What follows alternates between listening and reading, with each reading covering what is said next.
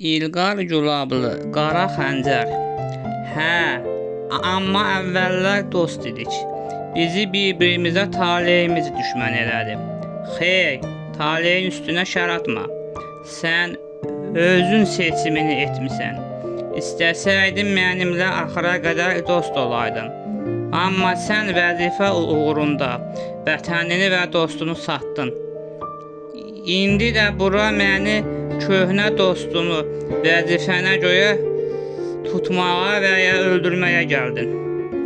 Dostum, yolun sonuna gəlmisən. İkimizdən biri gedəcək. O da sən olacaqsan. Sonumuzun belə olacağını istəməzdim, təəssüf. Bu vaxt Mahmud içəri girib dedi: Yusif, xeyri yoxdur, sən onsuz da ölüsən. Mən ölülərlə yox, dirilərlə işləyirəm. Bu vaxt Yusif üzərindən bir tapança çıxardıb Mahmuda satqın deyib alnının ortasından bir güllə vurdu. Mahmud elə yerindəcə öldü. Daha sonra polislərlə atışmağa başladı. Mən də ona güllə atırdım. Birdən Yusif daxmanın lampasına bir güllə vurub patlatdı. Daxmanın pəncərəsi olmadığından içəri qapqaranlıq oldu. Biz qapını açıb içəri işıq saldıq. Bu vaxt içəridə Yusif yox idi. Nə qədər axtardıq, tapa bilmədik. Bunun necə baş verdiyini, pəncərəsi belə olmayan bir daxmanın içindən Yusifin necə qaçdığına təəccüb edirdik. Onun içəridə gizləndiyini düşünürdük. Amma içəridə gizlənməyə yer yox idi. Biz günlərlə araşdırma apardıqdan sonra nəhayət tapdıq ki, sən demə daxmanın altında gizli qapı var.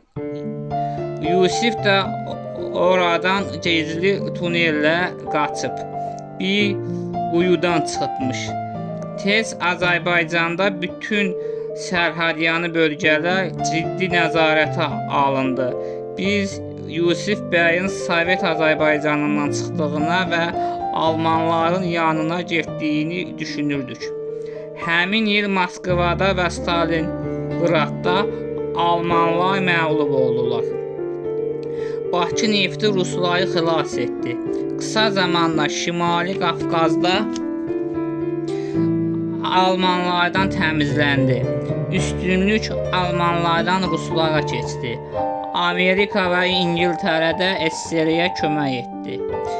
Üç müttəfiq ölkə Hitlerçiləri qıra işğalda olan bütün əraziləri azad etdilər. Bu vaxt Yusif gizlicə Dərbəndə anası və nişanlısı sürgün edilən kəndə gəldi. Zinət Afət xanımı tərk etməmişdi. Onunla birlikdə kəndə gəlmişdi. Ona qulluq edirdi. Afət xanım çox qocalmışdı.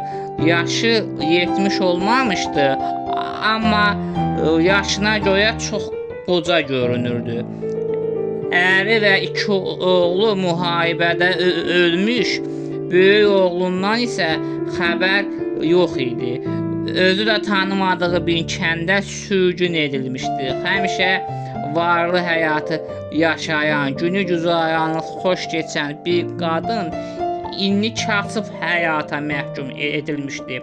Var dövləti əlindən alınıb rənci vəziyyətinə salınmışdı. Göyərti ilə yaşayırdı. Dərman da almağa pulu yox idi. Qəzənfər də onlarla birlikdə yaşayırdı. O gecə-gündüz kolxozda çalışıb qazandığı ilə Afət xanımı və Zinəti saxlayırdı. Gecə idi, onlar yatmışdılar. Ev 2 otaqdan ibarət idi. Onların yorğan döşəyi belə yox idi. Qonşuların yazığı gəlib biraz yorğan döşək vermişdilər. Qəzənfər isə digər otaqda yerə bir soyuq salıb, üstünə də ədyal örtüb, baş altına da kiçik bir döşəkçə qoymuşdu. Bu vaxt qapı döyüldü. Onların evinə bu vaxt qonaq gəlməzdi. Ona görə də Yusif bəy olduğunu dərhal bildilər. Üçü də durub tez qapıya gəldilər. Qəzənfər qapını açdı. Onların təxmini düz çıxmışdı. Gələn Yusif bəy idi. Qəzənfər onu görən kimi qucaqlayıb bağrına bastı. Yusif də sadiq dostu Qəzənfəri qucaqlayıb öpdü. Sonra Yusif Afət xanımı da qucaqladı. Ana-bala doya-doya qucaqlaşıb ağlaşdılar. Zinət də cəmaatın içində nişanlısı ilə görüşə bilməzdi. Ona sadəcə xoş gəlmisiniz deyib tez çayları dəmlədi. O çayniki dəmə qoydu. Sonra hər üçü oturub çay içə-içə söhbət etdilər. Onlar gecəni yatmayıb səhərə qədər söhbət etdilər. Yusif hər şeyi onlara danışdı. Səhər pendiyi, çörək və şirinçay ilə qarınlarını doydurdular. Afət xanımın evi KGB nəzarətində idi. Buna baxmayaraq kənd cəmaatı çox məhz cəmaat idi. Onlar Yusif bəyi tanıdıqları halda onu müdafiə etdilər və KGB-dən qorudular. Hətta KGB-yə xidmət edən gizli casuslar belə bu ailənin sirrini açmadılar. Yusif Qəzənfər ilə səhərdən axşama kimi ikisi birlikdə kolxozda işləyirdilər. O saxta pasportla adını kolxozda işə yazdırmışdı. Evə çörək qazananın biri də gəlmişdi. Amma yenə də onların maaşı kifayət etmirdi. Buna baxmayaraq xoşbəxt idilər. Özləri üçün rahat yaşayırdılar. Qonşuda Hacı Məhəmməd adında bir din xadimi var idi. Mömin bir kişi idi. Afət xanım Qəzənfərlə birlikdə Yusif və Zinəti də götürüb onun evinə getdilər. Hacı Məhəmməd onların kəbinlərini kəsdi. Bundan sonra Yusif və Zinət ər və arvad oldular. Bir il sonra Zinət hamilə qaldı. Baxmayaraq ki, onun artıq 39 yaşı var idi. Sən də həmin ili 1944-cü ildə dünyaya gəldin.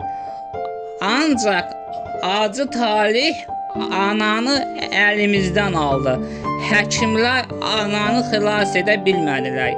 Bir neçə aydan sonra isə Elnaz dünyaya gəldi. Aradan 9 ay keçdi. 1945-ci il Zinət bir oğlan uşağı dünyaya gətirdi. O vaxt sənin və Elnazın 1 yaşınız var idi. Ancaq uşağın adını nə qoydular, onu öyrənə bilmədik.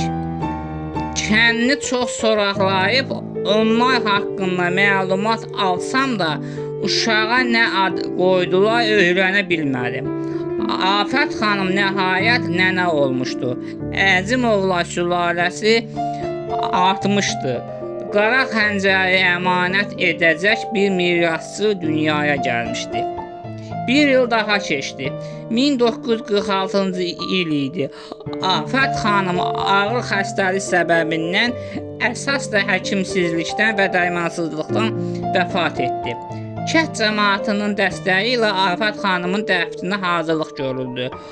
Onun meyidi yuyulub kəfənlənib bastırıldı. Hacı Məhəmməd cənazə namazı qıldırdı. Aradan bir neçə ay da keçdi. Bir gün Yusif, Zinət və Qəzənfər oturub yemək yeyirdilər. Onlar pendir, çörək və göyərti yeyirdilər. Uşaq da yatmışdı. Birdən Yusif dilləndi. Biz artıq burada qala bilmərik. Zinət, bəs nə edəcəyik? Sizi də götürüb İranla həmsərhad olan bir bölgəyə gedib, oradan da arazı keçib İrana keçəcəm, oradan da Türkiyəyə. Qəzənfər, ay bəy, gül kimi oturmuşuq burada, bir təhər dolanırıq. Neçə illər rəhmətli Afət xanım və Zinət bacım sizin həsrətinizi çəkmişik. İndi gül kimi oğlunuz da var.